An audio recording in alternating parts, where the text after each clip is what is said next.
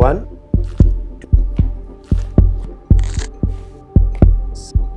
7 8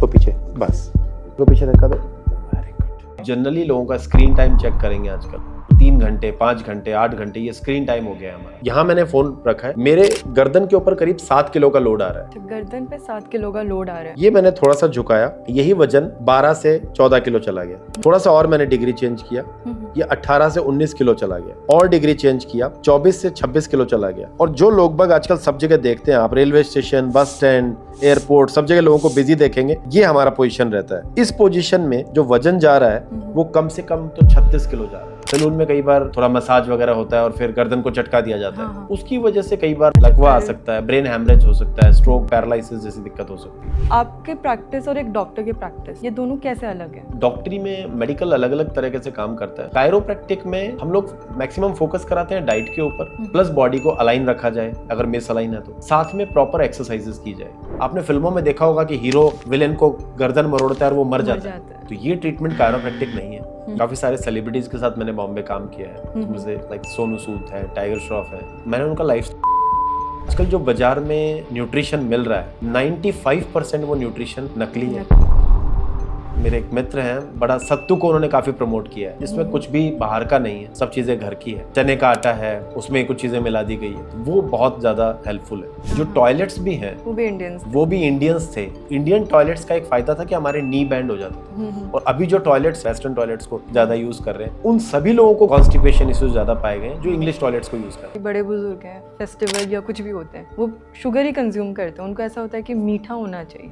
2 चीजों से गड़बड़ होता है सारा मामला, नमक और चीनी। अगर नमक ऊपर से जाएगा तो वो नुकसान करेगा। चीनी को हम लोग पका लेते हैं, जबकि चीनी को ऊपर से लेना चाहिए। हमारी जो मिठाइयां हैं, सबसे ज्यादा प्रॉब्लम करना जो चाशनी जिसको बोलते हैं, इसमें चीनी को पका लिया गया है, वो सबसे ज्यादा डेंजरस है। आप ये मान सकते हैं कि वो जहर है। सुबह का खाना राजा की तरह होना चाहिए, दोपहर को हम थोड़ा कम कर देना चाहिए, आम आदमी की तरह, और रात का जो खाना है वो भिखारी की तरह खाना चाहिए।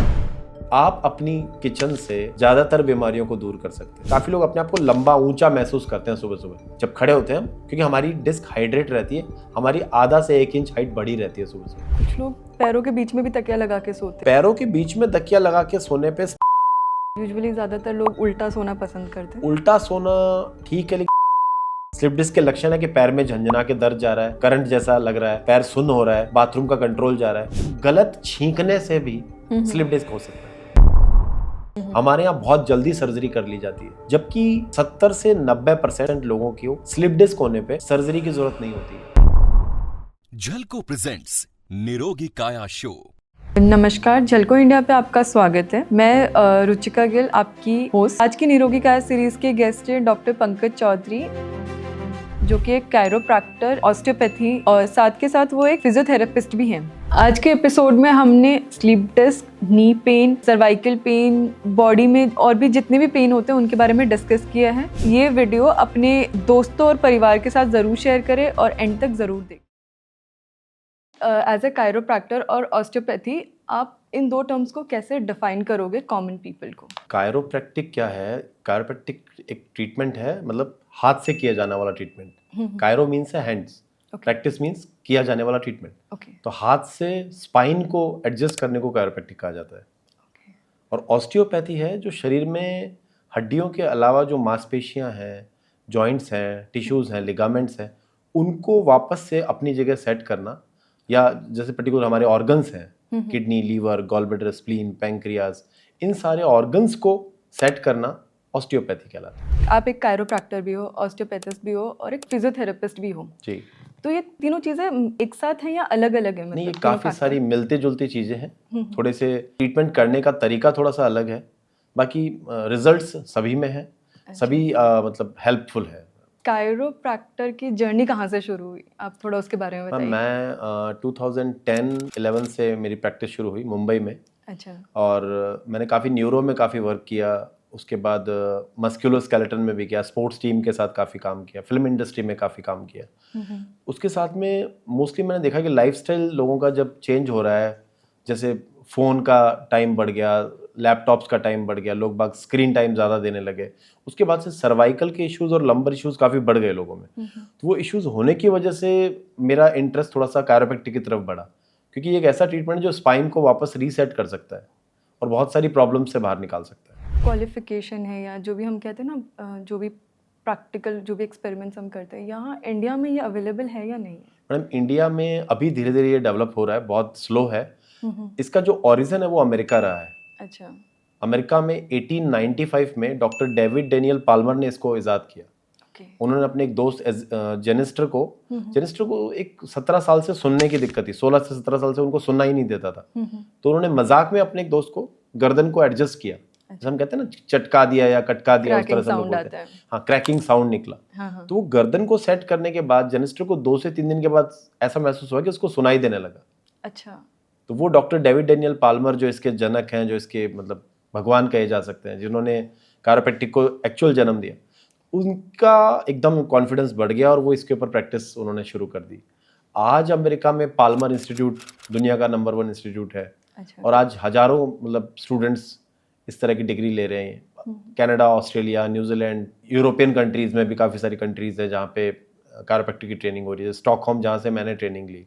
अच्छा। उसके अलावा कनाडा से मैंने ऑन्टेरियो से ऑस्टियोपैथी में डिग्री ली। जब हम ये बातें करते हैं कायरोप्रैक्टर और ऑस्टियोपैथी की, हमारे इंडिया में इसका कोई भी ओरिजिन नहीं है, या मतलब हम कभी इसके बारे में जानते ही नहीं थे एज एन इंडियन? ओरिजिन हमारा जैसे एक चाइनीज फाइट होती है, एक जैसे कुंग फू है, जापानीज फाइट है, मार्शल आर्ट है। हमारी जो फाइट है वो है कलरी पैटू, जो है कलरी पैटू हमारी फाइट है। कलरी पैटू इट्स अ केरला, हम जिसको हम आयुर्वेदा से जोड़ते हैं। कलरी पैटू में जब इंजरीज हो जाती थी तो ट्रीटमेंट जो दिया जाता है उसको कलरी मरमा कहते थे। Kalari marma? Kalari marma is a treatment. तो कलरी मरमा में भी इसका थोड़ा सा मतलब डिटेल्स है, बट उतना डीपली हम लोगों ने स्टडी नहीं करी जितना अमेरिका ने उस पर स्टडी की और रिसर्च बेस कर डाला इसको। और इसकी वजह से हमारे यहाँ ये चीज़ पुराने टेक्निक तक रह गई। जैसे कुछ लोग हार्ड वैद कहलाते हैं, या कुछ लोग पहलवानी करते हैं। अच्छा, पहलवान भी ये करते हैं? पहलवान सिर्फ बॉडी को चटका सकते हैं, बट एग्जैक्टली वो डिपेंड करता है उन्होंने कितना एनाटॉमी फिजियोलॉजी का नॉलेज लिया है, कितना उन्होंने उसके ऊपर साइंस को पढ़ा है, और कितना वो पहले डायग्नोज कर रहे हैं। अच्छा। मैं किसी के टेक्निक के अगेंस्ट नहीं हूँ, लेकिन एग्जैक्ट कितना वो दिखा पा रहे हैं कि वो एग्जैक्ट उन्होंने चेक कितना किया है बॉडी को। अगर प्रॉपर बॉडी को चेक नहीं किया और वो सीधा ट्रीटमेंट कर दे रहे हैं तो काफ़ी सारी इंजरीज भी हो सकती है। जिस तरह हम लोग सैलून्स होते हैं, हमारे सैलून में कई बार जो हमारे सैलून में देखा है कि थोड़ा मसाज वगैरह होता है और फिर गर्दन को चटका दिया जाता है। उसकी वजह से कई बार लकवा जैसा लकवा आ सकता है, ब्रेन हैमरेज हो सकता है, स्ट्रोक, पैरालिसिस जैसी दिक्कत हो सकती है। तो वो एक सबसे बड़ी दिक्कत है हमारे भारत में कि अभी तक कायरोप्रैक्टिक को वो पहचान नहीं मिल पाई है जिसकी वजह से लोगों तक पहुंचा जा सके। लेकिन अभी भी जैसे मैं काफ़ी सारी मतलब अपनी कंट्री के काफ़ी सारी सिटीज़ में अपनी सर्विसेज दे रहा हूँ और लोग अवेयर हो रहे हैं, अच्छे रिजल्ट्स मिल रहे हैं। तो आप कायरोप्रैक्टिक के अंदर क्या क्या मतलब चीज़ें ठीक करते हैं, क्या क्या body parts? Ma'am, mostly chiropractic है वो स्पाइन का ट्रीटमेंट है। सिर्फ स्पाइन का मोस्टली है। उसके अलावा जॉइंट्स पे हम लोग काम करते हैं, लाइक शोल्डर जॉइंट हो गया, नी जॉइंट हो गया, एंकल जॉइंट हो गया, एल्बो जॉइंट हो गया। इवन इसका मेन काम सर्वाइकल को ट्रीट करना है। सर्वाइकल से लेके लंबर, मिड बैक या स्पाइनल कॉर्ड के जितने पार्ट हैं उसको कायरोप्रैक्टिक के थ्रू रीएडजस्ट कर दिया जाता है। जिस तरह से एक गाड़ी का अलाइनमेंट बिगड़ता है तो गाड़ी एक्सीडेंट हो सकती है, वो डिवाइडर की तरफ जा सकती है। उसका अलाइनमेंट को हम लोग अलाइनमेंट ठीक करवाने के लिए व्हील बैलेंसिंग वाले के पास जाते हैं। सेम उसी तरह जब बॉडी का अलाइनमेंट बिगड़ता है तो बॉडी अलग अलग डिजीज को एक्सेप्ट करती है। जैसे मान लीजिए सर्वाइकल का अलाइनमेंट बिगड़ा है तो थायराइड से रिलेटेड, या फिर थोड़ा सा नीचे आ जाए हार्ट से रिलेटेड, थोड़ा मिड बैक का अगर बिगड़ा है तो स्टमक से related issues, gas acidity, constipation. बिल्कुल नीचे का हो जाए तो मान लीजिए जेनाइटर रिलेटेड प्रॉब्लम, सेक्सुअल प्रॉब्लम्स। उसके अलावा पैर में झंझनाहट जाना, सुन्न हो जाना, ब्लडर का कंट्रोल नहीं रहना, यूरिन का कंट्रोल चले जाना, इस तरह की दिक्कतें फिर नीचे से हो सकती है। तो स्पाइनल कॉर्ड क्या ऑटोनॉमिक नर्वस सिस्टम जो है वो सारी रीढ़ की हड्डी के थ्रू सारे के सारे ऑर्गन्स को सप्लाई करता है। तो अगर ऑर्गन्स को सप्लाई ठीक से नहीं जाएगी तो इंजरी होना फैक्ट्स है। मतलब साइटिका, जिसको आजकल हम लोग साइटिका को एक बीमारी कहते हैं भारत में। साइटिका एक सिंपल नर्व का नाम है, लेकिन अगर साइटिका डिस्क के थ्रू दब जाती है, जैसे रीढ़ की हड्डी में क्या छोटे छोटे मणके हैं, छल्ले जैसे होते हैं, अच्छा। जैसे हम लोग बर्गर खाते हैं, आजकल बर्गर काफी पॉपुलर है। हम्म। बर्गर में क्या होता है, एक बन होता है और उसके बीच में चटनी पैटी। होती है, पैटी होती है। तो अगर उसको ज्यादा दबा दिया जाए तो ज्यादा दबाते ही वो बाहर निकल जाता है मटेरियल। वैसे ही हमारी डिस्क है, अगर डिस्क ज्यादा दब जाएगी, कभी किसी ने ज्यादा वेट उठा दिया, गलत मान लीजिए अकेले इंसान ने गैस का सिलेंडर उठा दिया, गैस बोरी उठा दी, खेत में काम करते करते कुछ भारी वजन उठा दिया, तो अकेले उठाने से वो डिस्क कई बार ड्राई होती है, वहां की मांसपेशियों में प्रॉपर हाइड्रेट नहीं होती है, उनको पानी की सप्लाई प्रॉपर नहीं होती है और उसकी वजह से स्लिप डिस्क हो जाता है। स्लिप डिस्क भी एक बड़ा पॉपुलर नाम है हमारे यहाँ। हाँ। और वो हमें सीधा सर्जरी की तरफ ले जाता है। तो ये कायरोप्रैक्टिक उसमें काफी हद तक मदद करता है सर्जरी बचाने में। आप एक कायरोप्रैक्टर हो, आपके प्रैक्टिस और एक डॉक्टर की प्रैक्टिस, ये दोनों कैसे अलग है? मैम, डॉक्टरी में मेडिकल अलग अलग तरीके से काम करता है। हमारा एलोपैथिक सिस्टम है जिसमें हमारी इंग्लिश मेडिसिन है। अच्छा। उसके अलावा हमारा होम्योपैथिक सिस्टम है जिसमें हमारी होम्यो मेडिसिन है। आयुर्वेदा है जिसमें हमारा पंचकर्मा है, डाइट है। नेचुरोपैथी है जिसमें हमारा उन्होंने 5 तत्व बताए हैं, उनसे वो लोग ट्रीटमेंट कर रहे हैं। मिट्टी, जल, वायु, ये सब जो हमारे तत्व हैं उनसे वो लोग ट्रीटमेंट कर रहे हैं। कायरोप्रैक्टिक में हम लोग मैक्सिमम फोकस कराते हैं डाइट के ऊपर, डाइट अच्छा रखा जाए, प्लस बॉडी को अलाइन रखा जाए, अगर मिस अलाइन है तो साथ में प्रॉपर एक्सरसाइजेस की जाए। इसलिए हमने इसमें फिजियोथेरेपी भी ऐड ऑन कर दिया है। ऑस्टियोपैथी मतलब अगर मान लीजिए पेट से रिलेटेड, गट से रिलेटेड इश्यूज बहुत ज़्यादा आ रहे हैं आजकल लोगों को, तो गट से रिलेटेड इश्यूज को ट्रीट करने के लिए हम लोग ऑस्टियोपैथी करते हैं। ऑस्टियोपैथी का मतलब है, आप एक बात समझिए कि जैसे हमारे एक अलमारी है घर में, उस अलमारी में अगर कपड़े अस्त व्यस्त हो जाएं तो हमें टाइम पे जो कपड़ा ढूंढेंगे वो मिलेगा नहीं। उसी तरीके से अगर हमारे ऑर्गन्स ओवरलैप हो जा रहे हैं, अगर मैं इस तरह से बैठ रहा हूँ, झुक के बैठ रहा हूँ, मेरा पोस्चर सही नहीं है, मैं कंटिन्यू घंटों तक मोबाइल फोन चला रहा हूँ, तो दिक्कत मेरे ऑर्गन्स पे जाएगी, ऑर्गन्स आपस में ओवरलैप करेंगे। महिलाओं में ये दिक्कत बहुत ज्यादा आ रही है बिकॉज उनका जो स्ट्रक्चर है वो मेल से थोड़ा सा अलग है। उसकी वजह से कंटिन्यू बैठे रहने से, आजकल आईटी सेक्टर इतना ज्यादा है, मोबाइल सेक्टर इतना ज्यादा है, तो कंटिन्यू सेडेंटरी वर्क होना, जो लाइफस्टाइल चेंज होना, उसकी वजह से स्पाइनल कॉर्ड पे इतना प्रेशर पूरे दिन पड़ा रहता है, जिसकी वजह से स्पाइनल कॉर्ड के वो पर्टिकुलर ऑर्गन्स दबते हैं और दिक्कतें सारे स्पाइन तक चली जाती है। तो लाइफस्टाइल का कितना इम्पैक्ट है? बेसिकली हम आईटी सेक्टर को छोड़ देते हैं, बट हम डेली लाइफ में लाइफस्टाइल में क्या गलतियां कर रहे हैं? आप जनरली लोगों का स्क्रीन टाइम चेक करेंगे आजकल, 3 घंटे, 5 घंटे, 8 घंटे ये स्क्रीन टाइम हो गया है हमारा। अच्छा। अब सिंपल अगर हम सेल फोन की बात करें, मोबाइल फोन जो आजकल सबके हाथ में है, हाँ। 2002 से लेके अब तक में, आज 20 साल 25 साल में एक टाइम था कि मोबाइल किसी किसी के पास होता था, घर में लैंडलाइन किसी किसी के पास होता था। आज मोबाइल फोन हर आदमी के हाथ में है। इस तरह से देखिए, मैं ऐसा देख रहा हूं आपको, तो यहाँ मैंने फोन रखा है, मेरे गर्दन के ऊपर करीब 7 किलो का लोड आ रहा है। अच्छा, गर्दन पे 7 किलो का लोड आ रहा है? ऐसा रखा है तो मैंने, ओके। क्योंकि मेरी गर्दन का जो वजन है वो 7 से 12 किलो का है। मेरी जो खोपड़ी का वजन है, सर का 7 से 11 किलो का वजन आ रहा है। ये मैंने थोड़ा सा झुकाया, यही वजन 12 से 14 किलो चला गया। थोड़ा सा और मैंने डिग्री चेंज किया, ये 18 से 19 किलो चला गया। और डिग्री चेंज किया, 24 से 26 किलो चला गया। और जो लोग बाग आजकल सब जगह देखते हैं, आप railway station, bus stand, airport, सब जगह लोगों को बिजी देखेंगे, ये हमारा पोजीशन रहता है। इस पोजीशन में जो वजन जा रहा है वो कम से कम तो 36 किलो जा रहा है, ग्रेविटेशनल फोर्स की वजह से, गुरुत्वाकर्षण की वजह से। तो ये लोड सारा का सारा इन मणकों पे पड़ता है और उसकी वजह से मणके दबना चालू हो जाते हैं। तो दबने से वो सप्लाई जो है, हाथ की सप्लाई में दिक्कत करेगा, सर में चक्कर आ सकते हैं, सर में दर्द रह सकता है, आंखों में धुंधलापन हो सकता है, इस तरह की सारी दिक्कतें सर्वाइकल से रिलेटेड हो जाती है। Migraine is the cause. Migraine जो है मैडम, 87% जो केसेस हैं माइग्रेन, जिसको माइग्रेन डायग्नोज कर दिया जाता है इंडिया में, 87% केसेस सर्वाइकोजेनिक हेडेक के हैं। सर्वाइकोजेनिक, दैट इज कॉल्ड सर्वाइकोजेनिक हेडेक, मतलब गर्दन की वजह से होने वाला सर दर्द। और लोगों को पता भी नहीं, लोग उसको माइग्रेन मान के माइग्रेन की दवाइयां खाते रहते हैं या इस तरह का ट्रीटमेंट करते रहते हैं।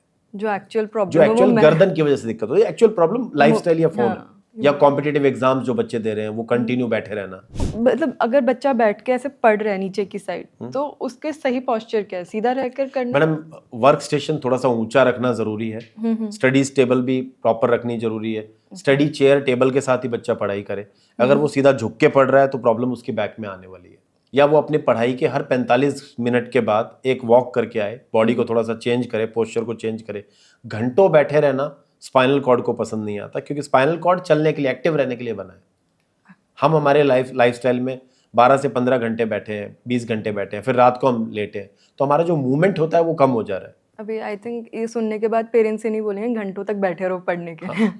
पेरेंट्स पढ़ाना चाहते हैं, लेकिन बच्चे को बीच बीच में गैप देना जरूरी है। हाँ। अगर उसने 2 घंटे पढ़ाई कर ली तो आधे घंटे उसको खेलना भी जरूरी है, ताकि उसकी स्पाइन में मोबिलिटी बनी रहे। अच्छा। क्योंकि स्पाइन का जो लुब्रिकेशन है अगर वो कम हो जाएगा तो स्पाइन फिर इंजरी हो जाएगी। मोस्टली कोविड पेडेमिक के बाद में मैंने देखा है मैक्सिमम बच्चों को स्कॉलियोटिक चेंजेस भी आ गए हैं। स्कॉलियोटिक का मतलब है स्पाइन एस शेप चेंज, इस तरह से घूम जाता है स्पाइन, टेढ़े, क्योंकि वो घंटों तक सोफों पे बेड के ऊपर लेटे हुए हैं, लेट के पढ़ रहे हैं, घंटों टीवी देख रहे हैं, एक ही पोजीशन में लेटे हुए हैं। या आजकल बिल्कुल छोटे बच्चे जो आजकल कार्टून देखते हैं वो घंटों घंटों कार्टून देखते रहते हैं, तो उसकी वजह से उनका पोस्चर खराब हो रहा है। उसके साथ में ड्यूरिंग कार्टून जो वो चीजें खाते हैं जो आजकल पॉपुलर है, फास्ट फूड, नूडल्स है, फास्ट फूड है, ये चिप्स है, नमकीन है, ये सब चीजें खाने की वजह से बच्चों का गट प्रॉब्लम भी सबसे ज्यादा आ रहा है। और अगर बच्चे ही सही डेवलप नहीं होंगे तो आगे जाके प्रॉब्लम्स उनके हेल्थ को करेंगे। तो जैसे हम किचन में भी काम करते हैं, एक तो वो टाइम था जब हम नीचे बैठ के काम करते थे, हमारे घरों में रसोइयाँ होती थी, चूल्हा होता था, तो हम नीचे बैठ के काम करते थे। अब हम खड़े होते हैं, जहाँ पर हमारे पास किचन स्लैब है उधर भी हम झुक के काम कर रहे हैं। जब हम बर्तन साफ करते हैं तो भी हम झुक के करते हैं ऑलमोस्ट, तो ये भी एक गलत चीज़ है। मैम पुराना जो तरीका था ना वो भी साइंटिफिक था। नीचे बैठने में आपके नी बैंड होते थे। हाँ। अगर आपने देखा होगा वज्रासन होता है योगा में, नी बैंड करना। नी बैंड करते ही आपके जो बॉडी में पैंक्रियाज का और जो लीवर से जो बाइल्स का सिक्रेशन हो रहा है या पैंक्रियाज से जो पैंक्रियाटिक जूस हो रहा है उसका एक्टिवेशन बढ़ जाता है जब आपके घुटने मुड़ते हैं। और अगर आप सीधे खड़े खड़े डाइनिंग, जैसे आजकल बुफे सिस्टम होता है, लोग खड़े खड़े खाना खा लेते हैं, तो वो एक्चुअली डाइजेशन में हेल्प नहीं करता। इसीलिए लोगों को डाइजेशन की समस्याएं हैं, पाचन सही से नहीं होता है। कई लोग कहते हैं नाभि मेरी खिसकी रहती है या मुझे गैस बनी रहती है, खाना खाते ही पेट भरा भरा लगता है, फूला फूला लगता है, ब्लोटिंग जिसको बोलते हैं, कॉन्स्टिपेशन हो जाता है। क्योंकि खाने में आजकल मैदा बढ़ गया है, शुगर बढ़ गई है, जो सारी वाइट चीजें हैं वो ज्यादा बढ़ गई है, और नेचुरल डाइट नहीं जाने की वजह से, प्लस वो पुराना जो समय था, आप अगर बात कर रहे हैं सिर्फ खाना बनाने की, जो टॉयलेट्स भी हैं वो भी इंडियंस थे। इंडियन टॉयलेट्स का एक फायदा था कि हमारे नी बैंड हो जाते थे। और अभी जो टॉयलेट्स हैं वो यूरोपियन टॉयलेट्स को हम लोग ज्यादा, वेस्टर्न टॉयलेट्स को ज्यादा यूज कर रहे हैं। उन सभी लोगों को गट इश्यूज ज्यादा पाए गए हैं, कॉन्स्टिपेशन इश्यूज ज्यादा पाए गए हैं जो इंग्लिश टॉयलेट्स को यूज कर रहे हैं। क्योंकि नी बैंड नहीं होगा जब तक, और आप मोस्टली आप चेक करिए कि अगर नी बैंड करके if someone is passing the motion, अगर वो अपना स्टूल पास कर रहा है तो उनको मोशन बेटर होगा कंपेयर टू वेस्टर्न। हाँ, उनकी आंतें कमजोर पड़ जाएगी। तो साइंस है, खाना थोड़ा नीचे बैठ के खाने से आपका डाइजेशन सिस्टम बेटर रहेगा। ऊपर बैठ के खाने से, डाइनिंग टेबल पे खाने से खाना ज्यादा जाएगा लेकिन वो डाइजेशन में हेल्प नहीं करेगा। तो आपने शुगर की बात कही थी, पर जैसे जैसे हमारे घर में देखते हैं कि बड़े बुजुर्ग हैं, फेस्टिवल या कुछ भी होते हैं, वो शुगर ही कंज्यूम करते हैं, उनको ऐसा होता है कि मीठा होना चाहिए, तब उनकी कैसे गट हेल्थ अच्छी रही और हमारी इतनी खराब कैसे हुई? मैम देखिए, दो चीज है, दो चीजों से गड़बड़ होता है सारा मामला, नमक और चीनी। नमक को हम लोग खाने में ऊपर से लेते हैं, जबकि नमक को पहले से पका लेना चाहिए। अगर नमक ऊपर से जाएगा तो वो नुकसान करेगा। चीनी को हम लोग पका लेते हैं, चीनी को हम ऊपर से नहीं लेते, जबकि चीनी को ऊपर से लेना चाहिए। अच्छा, वो रॉ खा रहे हैं वो? चीनी अगर हम रॉ खाएंगे तो ज्यादा बेटर काम करेगी। आपने बड़े रेस्टोरेंट्स में या 5 स्टार होटल्स में सब जगह देखा होगा, चीनी हमें अलग से परोसी जाती है। चीनी को साथ में मिला के नहीं दिया जाता है। जबकि हमारी जो मिठाइयाँ हैं, स्वीट सबसे ज्यादा प्रॉब्लम करना, जो चाशनी जिसको बोलते हैं, जिसमें चीनी को पका लिया गया है, वो सबसे ज्यादा डेंजरस है। आप ये मान सकते हैं कि वो जहर है, क्योंकि पकी हुई चीनी बॉडी के लिए अच्छी नहीं है। सेम बिना पका हुआ नमक बॉडी के लिए अच्छा नहीं है। तो इनके ऑल्टरनेटिव्स क्या होते हैं? जैसे सेंधा नमक होता है, हिमालयन सेंधा नमक है। हमें बॉडी को सबसे ज्यादा जरूरी है, अगर हमें बॉडी को बीमारियों से बचा के रखना है तो बॉडी को एल्कलाइन रखना बहुत जरूरी है। उसका जो पीएच लेवल है वो एल्कलाइन रखना जरूरी है। एल्कलाइन रखने में हम लोग सेंधा या काला नमक सुबह सुबह नींबू के साथ अगर लेंगे तो बॉडी एल्कलाइन रहेगी। इसके अलावा और भी कुछ चीजें होती है जो हमें खाली पेट लेनी चाहिए अपनी गट हेल्थ के लिए? मैडम, मेथी है, अच्छा, अजवाइन है, काली जीरी है, इस तरह की चीजें, सौंफ है। सौंफ और मिश्री, अब मिश्री को अच्छा माना गया है और चीनी को खराब माना गया, जबकि बने- दोनों एक ही चीज है। उनकी तासीर जो है ना वो अलग है, ठंडी तासीर है उसकी, वो इफेक्ट जो करेगी वो ठंडा करेगी। तो मिश्री के साथ अगर सौंफ लिया जाए या मेथी, अजवाइन, काली जीरी को मिला के लिया जाए, जावित्री, जायफल को लिया जाए, इस तरह की चीजें अगर डाइट में बढ़ा दी जाए तो डेफिनेटली आपका गट हेल्थ बेटर रहेगा। काफ़ी लोग, मेरा एक रिसर्च है जिसमें हमने देखा है कि काफ़ी लोग एक टेबलेट खा लेते हैं सुबह सुबह खाली पेट, थायराइड की। थायराइड के अलावा गैस के लिए। अच्छा। इसमें पेंटाप्रेजोल होता है, मतलब इंग्लिश सॉल्ट है वो सॉल्ट लेके लगता है कि हाँ हमें खाली पेट खाना है और हमारा गट को सही रखेगा, वो गैस नहीं बनने देगा। ओके। उसको अगर आप नारियल का तेल ले सकते हैं, आप लहसुन का तेल ले सकते हैं और आप आंवले का तेल ले सकते हैं, तीनों के तेल को अगर आप डाइजेस्ट करें या तीनों को ही खा लें, अगर आपको ऑयल की फैसिलिटी नहीं है, नारियल, उसके साथ में आंवला और लहसुन, इन तीनों को खा के आप अपने गट को देखिए, चेंज आएंगे। सब आपकी किचन से आया है। आप अपनी किचन से ज्यादातर बीमारियों को दूर कर सकते हैं, नेचुरोपैथी ये कहता है, मतलब अपनी डाइट के थ्रू। लेकिन अल्टरनेटिव साइंस में काफी सारे ट्रीटमेंट्स हैं जो ठीक कर सकते हैं। मोस्टली एलोपैथिक सिस्टम में वो उन चीजों को दबा देता है, बीमारी को दूर ना करके उसको दबा देना उसका इलाज नहीं है, वो बीमारी फिर वापस निकल के आएगी। जैसे कई लोग कहते हैं कि एक बार अगर आप फिजियोथेरेपिस्ट के पास जा रहे हो या कायरोप्रैक्टर के पास जा रहे हो, आपको बार बार जाना पड़ेगा, तो ये बात सही है या गलत है? मैडम ये कुछ मिथ हैं। देखिए डेफिनेटली अगर कोई सही तरह से काम कर रहा है तो चीज़ों को लोगों तक पहुंचना बहुत ज़रूरी है। काफ़ी सारे मिथ हैं, हमारे यहाँ मिथ बना दिए जाते हैं कि आप किसी भी चीज़, जैसे आप मसाज लोगे तो आपको रेगुलर लेवल पे मसाज लेनी पड़ेगी, या आप किसी एक पर्टिकुलर खाने वाले के जाओगे। मैम शरीर वो चीज़ चाहता है जो शरीर को अच्छा लगाती है। अगर किसी को सर दर्द हो रहा है और उसको सर दर्द से निजात मिल जा रही है और वो एक पेन किलर खा के सर दर्द ठीक कर रहा है, तो वो रेगुलर पेन किलर खाना शुरू कर देता है, दवाई रेगुलर लेना शुरू कर देता है। सेम हमारा जो ये मेथड है, ये एक तरह का अलाइनमेंट है।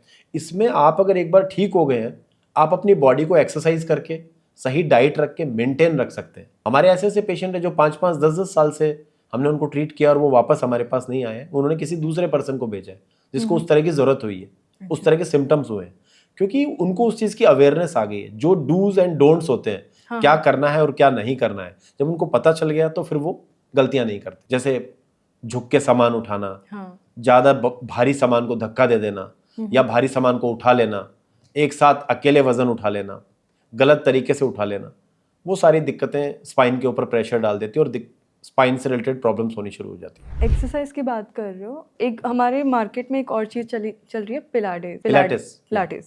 एक्सरसाइज करना, मतलब जिम जाना या पिलाटेस करना या फिर योगा, ये तीनों चीजें ही बेटर हैं या इनमें से कौन सी चीज ज्यादा बेटर है? मैम देखिए, योगा जो है वो पतंजलि ने दिया, ठीक है, हजारों साल पहले उसको इजाद किया, लेकिन जो चीज़ें इजाद हुई है उसमें काफ़ी सारे करेक्शंस हुए होते गए। जैसे शीर्षासन है, शीर्षासन काफ़ी लोगों को करके प्रॉब्लम्स हुई है।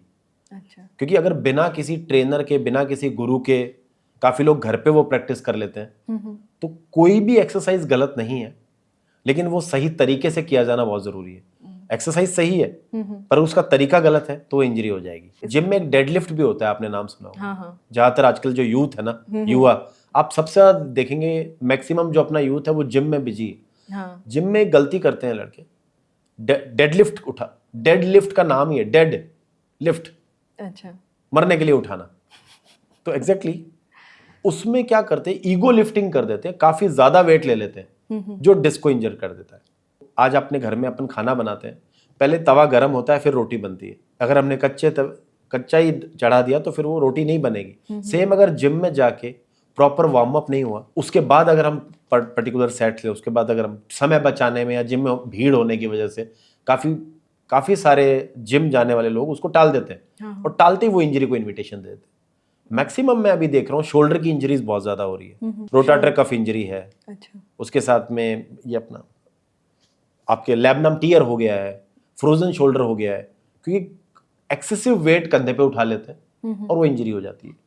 सर्वाइकल इंजरी हो जाती है क्योंकि एक्सेसिव वेट उठाने के लिए जिसमें बैक को काम में लेना है उसकी जगह गर्दन की मांसपेशियों को यूज कर लिया, रॉन्ग मसल सिलेक्शन, उसकी वजह से भी प्रॉब्लम्स बढ़ जाती है, गर्दन की इंजरी होने के चांस रह जाते हैं। सेम बैक का है सर, स्लिप डिस्क काफी ज्यादा ऐसा बोलते हैं, काफी हम लोग एक्सरसाइज कर रहे हैं, फिट रह रहे हैं, फिर भी हमें स्लिप डिस्क हो रहा है। उसका कारण ये है कि हम लोग गलत तरीके से वर्कआउट कर ले रहे हैं, बॉडी प्रॉपर हाइड्रेट नहीं है, पानी बॉडी को प्रॉपरली मिला नहीं है। क्या होता है, रात को सोने के बाद जब हम सुबह सुबह उठते हैं, उस टाइम में भी बॉडी में वाटर लेवल ज्यादा रहता है, आपकी डिस्क पूरी हाइड्रेट होती है। तो काफी लोगों को आप पता करेंगे कि काफी लोग अपने आप को लंबा ऊंचा महसूस करते हैं सुबह सुबह जब खड़े होते हैं, क्योंकि हमारी डिस्क हाइड्रेट रहती है, हमारी आधा से 1 इंच हाइट बढ़ी रहती है सुबह सुबह। और फिर धीरे धीरे जब हम चलते हैं, वो डिस्क वो वाटर के फ्लो को सेट करती है और वो डिस्क वापस अपने रूप में आ जाती है। उस टाइमिंग में भी कई लोगों को उस डिस्क के हाइड्रेट होने की वजह से भी बैक पेन होता है। अच्छा। इसीलिए बेड पे ही काफी देर तक बॉडी को पहले थोड़ा सा स्ट्रेच करना चाहिए, रिलीज करना चाहिए, उसके बाद खड़ा होना चाहिए। एकदम सडन खड़ा होना दिक्कत कर देता है। काफी लोग ये गलती करते हैं मैम। और आई थिंक इस रीजन से काफी लोगों को नेवल डिसलोकेशन भी हो जाता है। नेवल डिसलोकेट जो है मैम, वो एक तरह की गैस है पेट में, एम्ब्लाइकस अरोटा जिसको बोलते हैं। पेट की जो गैस है वो जिस भी ऑर्गन की तरफ जाएगी उसी तरफ दिक्कत कर देगी। अच्छा। आप सिंपल समझिए, ये कोई और अंदर कुछ नहीं है, गैस भरी हुई है। अच्छा। वो गैस अगर लीवर की तरफ जा रही है तो भूख नहीं लगने देगी, नीचे आंतों की तरफ जा रही है तो पेट साफ नहीं होने देगी, ऊपर की तरफ छोटी आंत की तरफ चली गई तो लूज मोशन लगा देगी, डायरिया कर देगी, ऊपर चली गई तो भूख ही बंद कर देगी। अच्छा। साइड में चली गई तो हाथ पांव दुखेंगे, बुखार जैसा रह जाएगा, आदमी थका थका रहेगा। तो जब वो केंद्रित रहेगी सेंटर में, नाभि के जहाँ पे अपना बेली बटन होता है, उस जगह रहेगी तो दिक्कत नहीं करेगी। बेसिकली ये धरण डिगना जिसको हम लोग गाँव में ड्यूटी डिगना, धरण डिगना कहते हैं, उसका ट्रीटमेंट हम लोग ऑस्टियोपैथी में नेवल सेटिंग से करते हैं। तो इसके और भी तरीके होते हैं, जैसे आपने बोला ऑस्टियोपैथी है, बट और भी कोई तरीका होता है इसको ठीक करने के लिए? काफी सारे बॉडी में पॉइंट्स है मैम, काफी सारे व्यायाम है, जैसे पवन मुक्तासन है, सेतुबंध आसन है, या सीधे लेट के पैरों को सीधा उठा देना, या शवासन है, या उल्टा लेट के नीचे हम कुछ गोल टॉवल या कुछ गोल बना के पेट के नीचे लगा के शरीर को ढीला छोड़ दें। इस तरह के बहुत सारे आसन हैं जिसके थ्रू हम लोग नेवल को सेट कर सकते हैं। और नेवल में ऑयलिंग करना काफी लोग सजेस्ट करते हैं कि अच्छा होता है, आपकी नाभि में आप तेल मैम एक्चुअली वो प्लेसेंटा है, जब माँ से बच्चा अलग होता है प्लेसेंटा के थ्रू होता है। ओके। तो वो एक ऐसी जगह है जहाँ से बच्चे को 9 महीने तक भोजन मिलता है, सारा न्यूट्रिशन मिलता है। तो उसी जगह को हम लोग अगर हील करेंगे, उस जगह को हम ऑयल लगाएंगे तो न्यूरिशमेंट बॉडी को मिलता है, स्किन रिलेटेड प्रॉब्लम दूर होती है, डाइजेशन रिलेटेड प्रॉब्लम दूर होती है, बॉडी में खुश्की नहीं रहेगी, रूखापन नहीं रहेगा। अच्छा। ये सारी दिक्कतें बेटर करता है। जब जिम की बात कर रहे हैं तो यंगस्टर्स की आपने बात कही थी, तो उसके अंदर यंगस्टर्स में एक वो डाइट करने का भी एक जुनून है कि हम डाइट भी करेंगे, अलग अलग फैंसी चीज़ें वो लोग यूज़ करते हैं, प्रोटीन हो गया, कैरेटीन हो गया, या फिर डाइट कोक्स पी रहे हैं। ये सब गट के लिए कितना सही है? देखिए, मैं काफी सारे सेलिब्रिटीज के साथ मैंने बॉम्बे काम किया है, जिसमें से लाइक सोनू सूद है, टाइगर श्रॉफ है। तो मैंने उनका लाइफस्टाइल देखा मैम, बहुत टफ होता है अगर आपको अपनी फिजिक को अच्छा रखना है। सबसे बड़ी बात है कि आपको अपनी डाइट को इन फैंसी चीजों से बचाना है, क्योंकि आजकल जो बाजार में न्यूट्रिशन मिल रहा है 95% वो न्यूट्रिशन नकली है। मेरे एक मित्र हैं, तो वो बड़ा सत्तू को उन्होंने काफी प्रमोट किया है, सत्तू के बारे में बताया है। हाँ, सत्तू ड्रिंक बहुत फेमस ड्रिंक बहुत है, तो सत्तू लिया जाना चाहिए, जिसमें कुछ भी बाहर का नहीं है, सब चीजें घर की है। चने का आटा है, उसमें कुछ चीजें मिला दी गई है, तो वो बहुत ज्यादा हेल्पफुल है और उसके साइड इफेक्ट्स नहीं है। प्रोटीन के लिए मूंग, मोट, चना या घर का बना पनीर, इस तरह की चीजें हम लोग ले सकते हैं। बाकी जो आप लोग आजकल क्रिएटिन ले रहे हैं, बच्चे स्टेरॉइड्स ले रहे हैं, इंजेक्ट करवा रहे हैं, वो फिर बहुत ज़्यादा उनको काफ़ी सारे साइड इफ़ेक्ट्स देखने को मिलते हैं, लाइक हार्ट रिलेटेड इंजरीज हो जाती है। आजकल आपने देखा है जिम में ही एक्सरसाइज करते करते कार्डियक अरेस्ट आ जाता है, डेथ हो जाती है। तो ये थोड़ा सा बच्चों को जागरूक होना चाहिए। इस तरह के वे प्रोटीन काफ़ी लोग लेते हैं, तो वो प्रोटीन उसकी प्रॉपर जाँच होनी जरूरी है कि वो सही है या नहीं। अगर नकली चला जाएगा तो फिर जान जा सकती है उससे। एक मैट्रेस कितना मैटर करता है और एक पिलो कितना मैटर करता है हमारे लिए? कितनी क्वालिटी का होना चाहिए, अच्छी क्वालिटी का? मैम पिलो जो है मोस्टली हम लोग पुराने टाइम से रुई के गद्दे यूज़ करते हैं, रुई के ही तकिए यूज़ करते हैं। फिर आजकल थोड़ा कॉयर फॉर्म और ये इस तरह के फॉर्म मैट्रेसेस आ गए जो थोड़ा सा अट्रैक्ट करते हैं हमें, या ऑर्थो, उसको थोड़ा सा मेडिकल से नाम जोड़ दिया गया है। बट एग्जैक्ट जो है गद्दा वो सही है जिसपे आपको नींद सही आ रही है, आपके स्पाइन को अच्छा लग रहा है। वो महंगा होने से नींद अच्छी आएगी ऐसा नहीं है। आपकी स्पाइन को क्या सूट कर रहा है, इसलिए वो स्पाइन के हिसाब से डिजाइन कर देना चाहिए। मोस्टली देखा गया रुई का जो गद्दा है वो सबसे बेटर माना गया है। तकिया जो है वो अपनी जो फोराम होती है, ये फोराम की मोटाई का तकिया होना चाहिए, और वो गर्दन के ये जो C3 C4 है और उसके नीचे जो C7 है, इसके बीच वाला जो कर्व है उस हिस्से को अपने को कवर रखना चाहिए। अच्छा। कई लोग 3-3 तकिए लगा के सोते हैं तो उनको सर्वाइकल इश्यूज आ जाते हैं, माइग्रेन रहने लग जाता है, सर भारी भारी रहेगा। और कुछ लोग पैरों के बीच में भी तकिया लगा के सोते हैं या? पैरों के बीच में तकिया लगा के सोने पे स्पाइन को रिलीफ मिलता है। अच्छा। क्योंकि एक दिन भर काम करने के बाद में जो प्रेशर कमर पे बन जाता है, वो प्रेशर, ग्रेविटेशनल प्रेशर कम हो जाता है जब हम साइड लाइन करवट लेके दोनों पैरों के बीच में तकिया लगा देते हैं। अच्छा। तो रिलीफ लगता है वो। और सोने का पोस्चर? सोने का पोस्चर हम लोग लेफ्ट साइड करवट लेके सोएं तो ज्यादा बेटर है। यूजुअली ज्यादातर लोग उल्टा सोना पसंद करते हैं। उल्टा सोना ठीक है, लेकिन हमारे मेटाबॉलिक सिस्टम को थोड़ी दिक्कत करता है। साइड करवट लेके सोना ही ज्यादा बेटर है। कुछ लोग हार्ट को दबा के सोते हैं, कुछ लोग हार्ट को ऊपर रख के सोते हैं। तो डिपेंड करता है, उनको बीपी का इशू तो नहीं है। अगर किसी को हाई बीपी का इशू रहे तो हार्ट को नीचे दबा के नहीं सोना है, और अगर बीपी ठीक है तो हार्ट को ऊपर रख के सोना है। अलग अलग लोगों की अलग अलग थ्योरीज है। कुछ जैसे हमारे गांव वगैरह में हम लोग तख्ते पे सोते हैं, मतलब जो बैक पेन जिनको भी होता है या लकड़ी का जो sleep तख्ता होता है जी, तो डॉक्टर एडवाइस करता है कि आप तख्ते पे सोइए, आपके कमर में दर्द नहीं होगा, या वो सही एडवाइस है उनकी? मैम कई बार क्या होता है, स्पाइन का अगर लॉर्डोटिक कर्व, स्पाइन में कर्व होता है, एक सर्वाइकल पे कर्व होता है, और जो ऊपर के जो मणके हैं वो 1 से लेके 7 तक हैं। फिर जो बीच के मणके हैं वो 1 से लेके 12 तक है, मतलब 7 से आगे जाके और 12 तक। फिर नीचे वाले मणके हैं वो 5 हैं।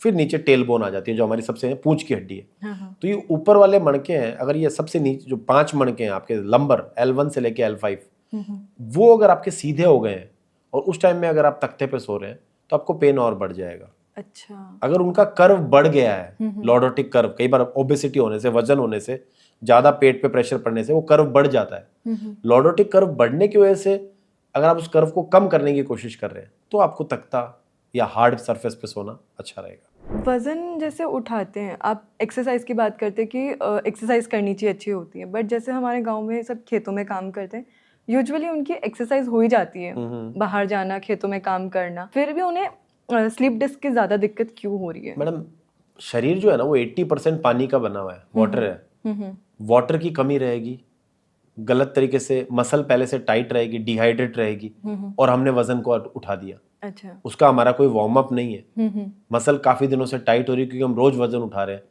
मसल के बिल्कुल अंदर फिर डिस्क है, तो अगर मसल सपोर्ट नहीं करेगी, मसल फ्लेक्सिबल नहीं है, उनके अंदर की फ्लेक्सिबिलिटी जो लचकता है वो कम है, तो वो डिस्क के ऊपर हमला हो जाएगा, डिस्क दब जाएगी। इसलिए स्लिप डिस्क बहुत कॉमन होता है। और गलत तरीके से वजन उठाना, जब भी हम नीचे झुक के वजन उठा रहे हैं तो मोस्टली क्या गया, घुटनों को मोड़ लेना चाहिए। अच्छा। उस वजन को घुटनों पे ट्रांसफर कर देना चाहिए, थाई पे। और हम लोग क्या करते हैं, सीधा बैक से वजन उठा लेते हैं।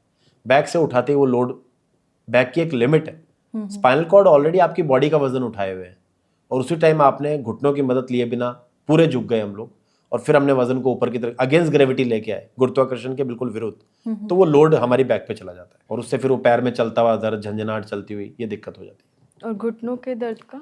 घुटनों का जो एक मेन कारण है मैम, उसको ऑस्टियोआर्थराइटिस कहते हैं, घुटनों के दर्द को, जिसमें इसका मतलब है घुटनों का पुराना होना। जैसे एक बिल्डिंग बनी है, एक गाड़ी है, हर चीज धीरे धीरे पुरानी होती है, वैसे घुटने भी एक एज के साथ पुराने होते हैं, लेकिन उनको मेंटेन रखा जा सकता है। उनके बीच का जो लुब्रिकेशन है, जो सेमी लिगमेंट फ्लूइड है, उसको एक्टिव रखा जा सकता है। काफी सारी घरेलू चीजें हैं, जावित्री, जायफल, नारियल का तेल, दूध के साथ अपना क्यूरक्यूमिन, हल्दी का जो एक्सट्रैक्ट है, हल्दी है, वो बहुत ज्यादा मदद करती है जॉइंट्स को बेटर रखने में। उसके अलावा ओबेसिटी को कम किया जाए, डेली की दिनचर्या को सही रखा जाए, रात के खाने को कम कर दिया जाए। अच्छा। फूड पिरामिड जो है हमारा, वो वी शेप बनाना चाहिए। सुबह का खाना राजा की तरह होना चाहिए, सुबह का सबसे पहला नाश्ता, जितना भरपेट खा सकते हैं हम। दोपहर को हम थोड़ा कम कर देना चाहिए, आम आदमी की तरह, और रात का जो खाना है वो भिखारी की तरह खाना चाहिए, सबसे कम। तब हमारी शेप सही बनी रहेगी। इसका होता है, इसका उल्टा है, हम उल्टा खाते हैं। हम लोग, हमें सारे जो इन्विटेशंस रहते हैं, न्योते रहते हैं, वो शाम के रहते हैं। तो फूड पिरामिड हमारा, सुबह का नाश्ता हम स्किप कर देते हैं, नहीं खा पाते हैं कई बार, जल्दबाजी, ऑफिस जाने की जल्दी, स्कूल जाने की जल्दी, काम पे जाने की जल्दी, या लेट उठना, इन सब दिक्कतों की वजह से जो खाना है वो हमें प्रॉपर्ली नहीं मिल पाता, सुबह का नहीं मिल पाता है, स्किप हो जाता है वो। फिर हमें दोपहर का खाना मिलता है, दोपहर वाले में हम कई बार कुछ उल्टी सीधी चीजें खा लेते हैं, और रात वाला जो खाना है तब हम सोचते हैं हमें पूरे दिन की जो कमी है उसको पूरा करना है। तो एक्सेसिव ओवर ईटिंग करना, रात में ज्यादा खाना, प्लस रात में सो जाना, कोई एक्टिविटी नहीं करना। होना ये चाहिए कि हमारा शाम का जो खाना है वो शाम को 6 बजे से 7 बजे के बीच में हो जाना चाहिए। अच्छा। वो खाना अगर हम रात को 11 बजे 12 बजे खा रहे हैं तो हमारी लीवर उस टाइम रेस्टिंग टाइम में होती है। लीवर उस टाइम काम नहीं कर रहा होता और लीवर को जगाया जाता है उस टाइम फोर्सफुली काम में आने के लिए, क्योंकि लीवर जब बाइल्स का सिक्रेशन करेगा तो खाने का डाइजेशन बढ़ेगा। तो डाइजेशन बढ़ने में हेल्प नहीं मिलती और पुअर डाइजेशन हो गया, सुबह सुबह फिर हमें कॉन्स्टिपेशन, अनईजीनेस, ब्लोटिंग, वो सब मिलता है। इसमें एक और फैक्टर आता है कैल्शियम। आपने दूध की बात जी। करी, तो दूध में सबसे ज़्यादा कैल्शियम माना जाता है। तो कई लोग कहते हैं दूध नहीं पीना चाहिए, आपको एक हाँ। एज के बाद नहीं पीना चाहिए, जी। क्योंकि आपको ओबेसिटी का ज़्यादातर कारण दूध होता है। जी जी। तो आपके हिसाब से दूध सही है या नहीं? मैडम, दूध के लिए मिथ है कि दूध, कुछ लोग कहते हैं दूध सिर्फ बछड़े के लिए है, अगर गाय दूध दे रही है तो दूध सिर्फ उसके बछड़े के लिए, तो ऐसा माना गया। लेकिन दूध एक बड़ा कैल्शियम का और प्रोटीन का वेजिटेरियंस के लिए सबसे बड़ा सोर्स है, क्योंकि ज़्यादातर वेजिटेरियंस को प्रोटीन नहीं मिलता है। वेजिटेरियंस प्रोटीन लेंगे दालों से, अनाज से, और या फिर दूध से, जो शाकाहारी लोग हैं। तो उनको अगर प्रोटीन चाहिए तो दूध बहुत बड़ा विकल्प है।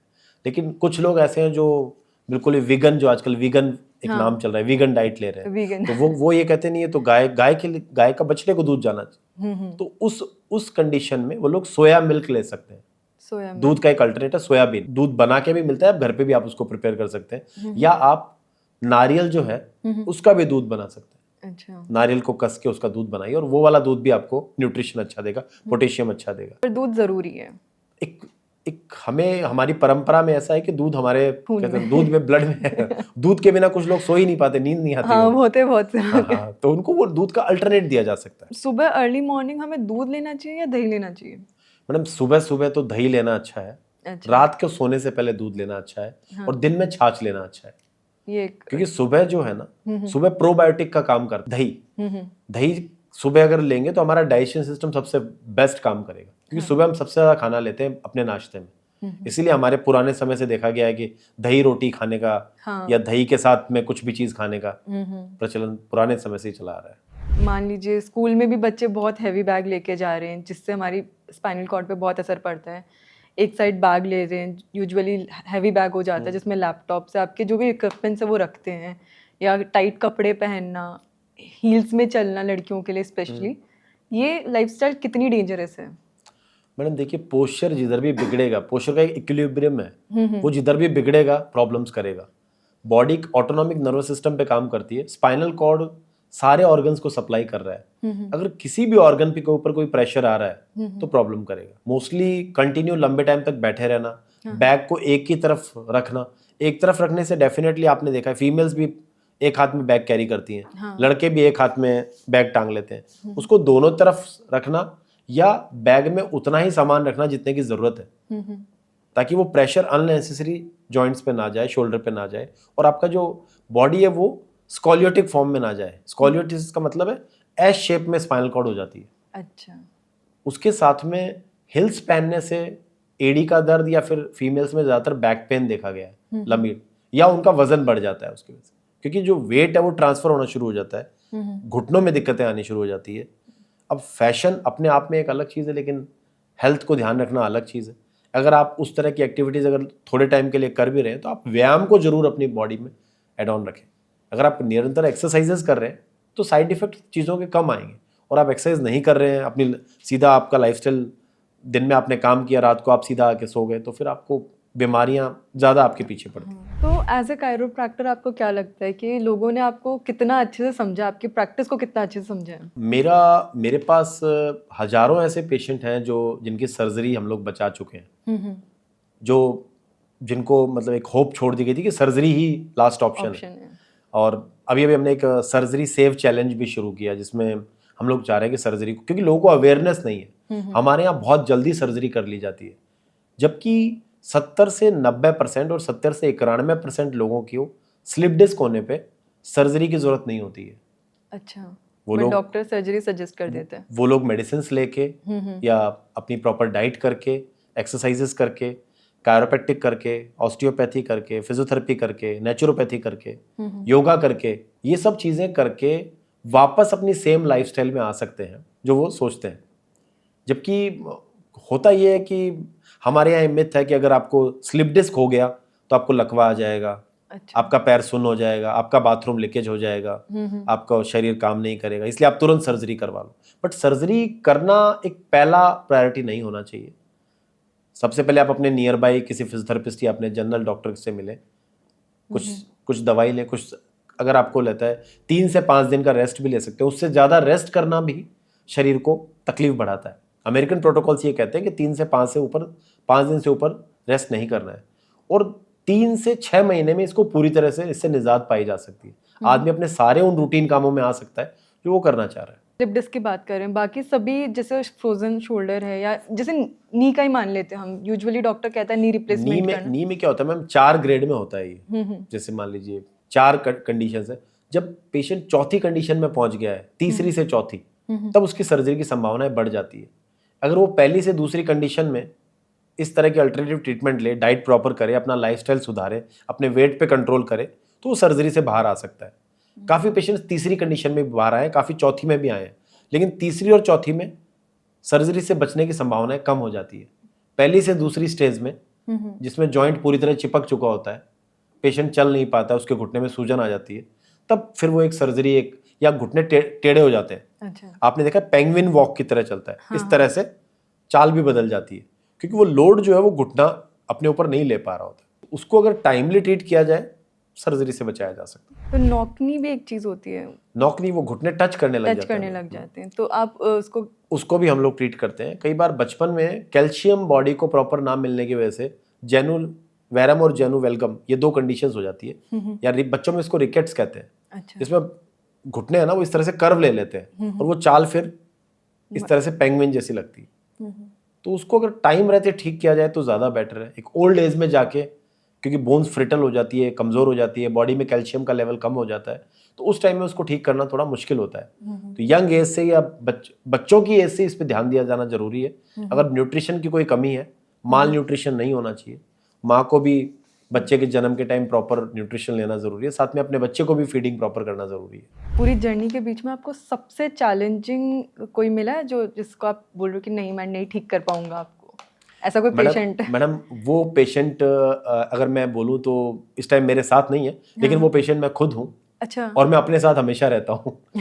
तो मेरा 2019 में मैं अपने क्लिनिक पे काम कर रहा था, और काम करते हुए मैंने एक लेबर कोई आया, एक ट्रेडमिल होता है, एक दौड़ने की मशीन, लेबर आए, और लेबर बहुत ओल्ड एज थे, तो मैंने उनकी मदद कर दी।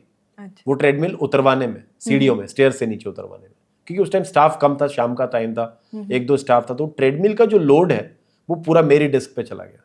Okay. उसके बाद 17 से 21 महीने बहुत पेनफुल रहे। ये ट्रीटमेंट था, पर मुझे इस तरह का ट्रीटमेंट इंडिया में नहीं मिला। अनलिमिटेड डॉक्टर्स को मैंने कनेक्ट किया, किसी डॉक्टर ने, एक सिंगल डॉक्टर ने ये होप नहीं दी कि 70 से 90% लोगों की सर्जरी टाली जा सकती है। मुझे 90% डॉक्टरों ने सर्जरी का सजेशन दिया। अच्छा। मुझे थोड़ा सा यूरिन लीकेज होना शुरू हो गया था, एक पैर कमजोर हो गया था। 4 रेड फ्लैग्स होते हैं मैम, खतरे के झंडे, जिसमें सर्जरी 100% होगी। एक कि आपका यूरिन कंट्रोल चला जा रहा है, बाउल एंड ब्लडर कंट्रोल जो है, टॉयलेट का पता नहीं चल रहा है, पैर कमजोर पड़ जा रहा है, पंजा उठ नहीं रहा है, या आपको पैर में सुन्नी हो गया, पता ही नहीं चल रहा है। इन 4 में से मुझे 2 रेड फ्लैग भी हो गए थे। मेरा एक पैर कमजोर हो गया, दूसरा पैर उठ नहीं रहा था। मेरी जो L5-S1 डिस्क का जो स्पेस है वो 7 mm का हो गया था, जबकि वो होना चाहिए 16 से 22 mm। अच्छा। और प्लस इतना अनबेरेबल पेन होता था कि मन करता था इस पैर को काट दो। फिर मैंने देश के कुछ बड़े हॉस्पिटलों में भी कनेक्ट किया, जहाँ पे मुझे सर्जरी सजेस्ट कर दी गई, पर मैंने सोचा कि मेरी अल्टरनेटिव मेडिसिन को एक बार और ट्राई करना चाहिए। सर्जरी हमेशा लास्ट ऑप्शन नहीं होता है। और आज अल्टरनेटिव मेडिसिन की वजह से मैंने अपनी सर्जरी नहीं कराई, और मैंने हजारों लोगों की सर्जरी बचाने की कोशिश की। अगर शायद ये मेरे साथ नहीं होता तो मैं दूसरों की शायद इतनी मदद नहीं कर पाता। अब अपनी खुद की स्टोरी से इंस्पायर हुए। मैडम वो पेन बहुत पेनफुल था, और मैं अपने पेशेंट्स का पेन समझ पाता हूँ।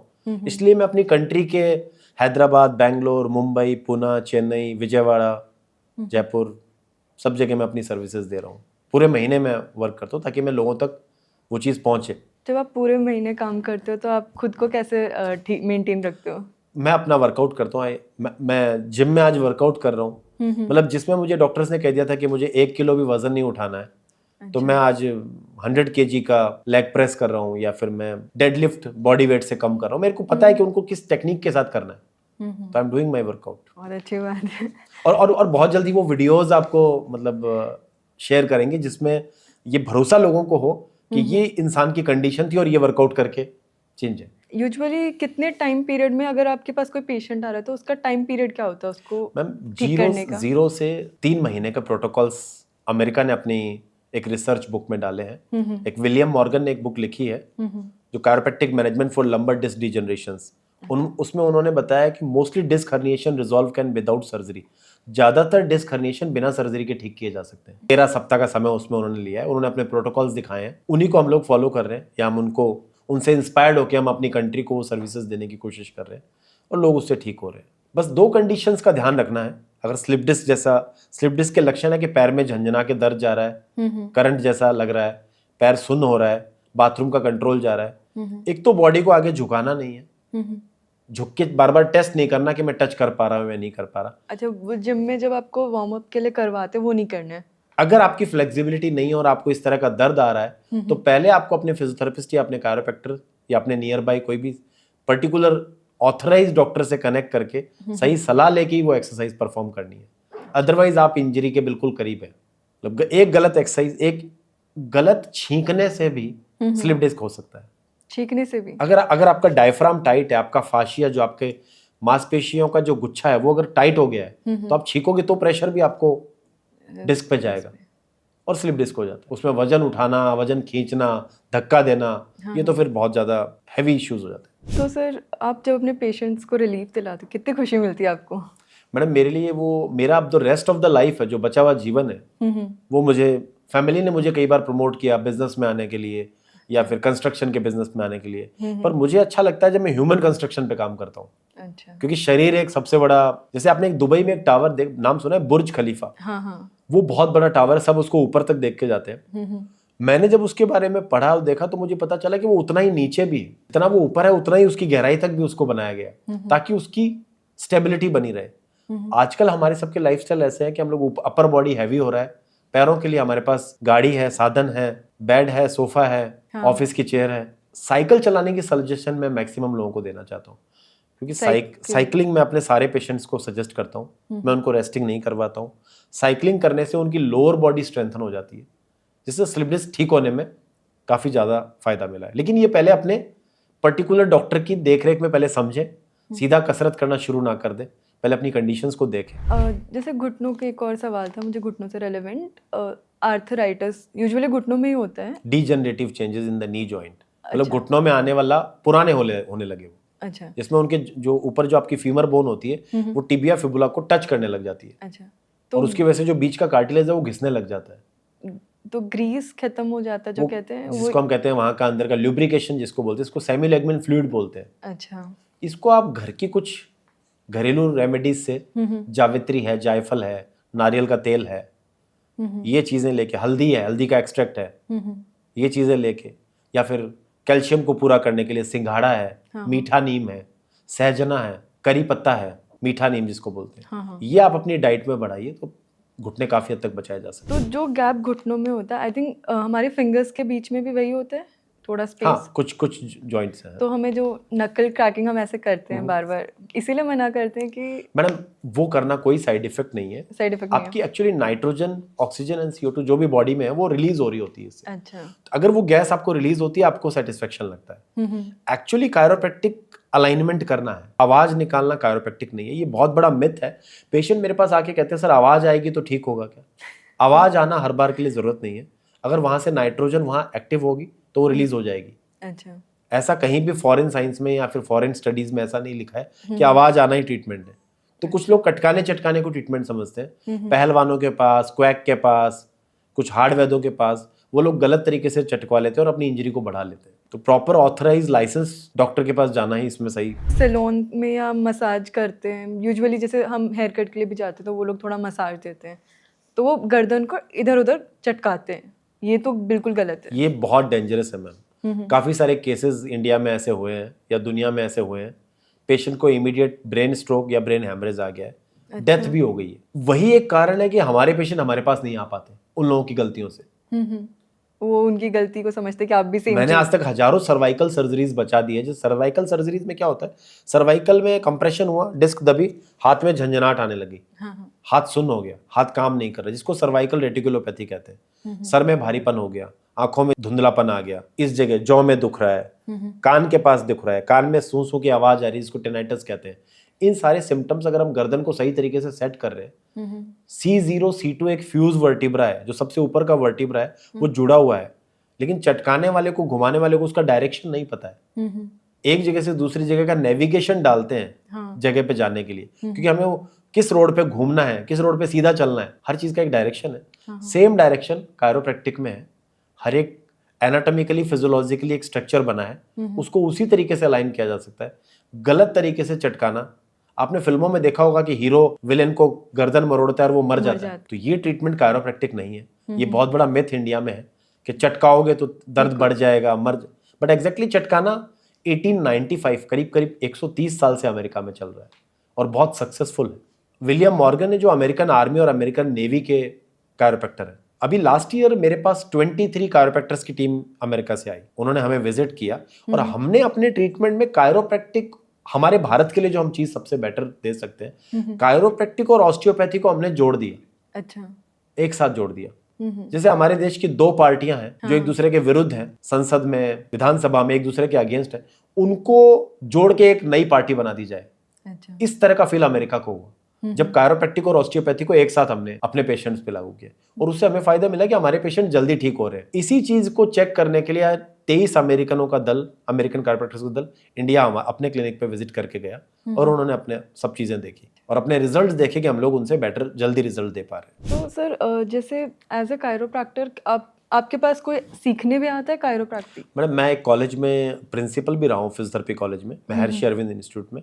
अच्छा। तो अभी मैं डीन की पोस्ट में मैं वहाँ हूँ और मैं थोड़ा सा कम, ट्रेवल मेरा ज़्यादा रहता है, इसलिए मैं कॉलेज को टाइम ज़्यादा नहीं, लेकिन मैं अपने लिमिटेड टाइम्स में वर्कशॉप्स करता हूँ। और अगर कोई ऑथराइज है और कोई मतलब जिसके पास प्रॉपर डिग्री है मेडिकल की, या like homeopathic, Ayurveda, physiotherapy, naturopathy, fitness, इस तरह की अगर किसी के पास प्रॉपर डिग्री है तो हम उनको ट्रेनिंग देते हैं। हम चाहते हैं कि ज़्यादा से ज़्यादा लोग इसके अंदर आए। CISF है, ONGC है, महिंद्रा एंड महिंद्रा है, अपनी आर्मी फोर्सेज है, नेवल फोर्सेज है, एयर फोर्सेज है, उनको भी मैं उनके कुछ वॉलंटियर्स को ट्रेनिंग देता हूँ। तो टाइम कितना साल लगते हैं आपको एक कायरोप्रैक्टर बनने के लिए? फिजियोथेरेपी? मैम, कायरोप्रैक्टिक की जो डिग्री है वो करीब 4.5 से 5 साल का कोर्स है, जो अमेरिका में ही है अभी तक। अच्छा। इंडिया में इसकी अभी तक कोई ऐसी डिग्री नहीं आई, हम लोगों ने भी देश से बाहर जाके किया।